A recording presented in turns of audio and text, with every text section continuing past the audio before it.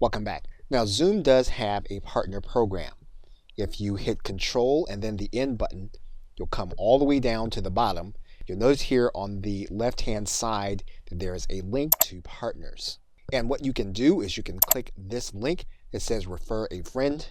And when someone subscribes to Zoom as a new customer, you'll get points. Those points can then be redeemed as either a gift card or a check. You can also make a formal application to become a reseller or a referral partner. This will require that you fill out an application where you will click this button and you'll fill out the information so that you can be assessed by Zoom. So the simplest aspect of their partner program would be to click this button that says Invite Friends. And you'll notice here that to become part of the referral program, you'll need to be one of their paying customers.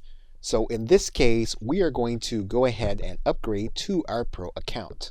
What you'll notice here is that the referral program is only going to be available to you when you become a paying customer of Zoom. Okay, so with that, thanks, and I will see you in another video.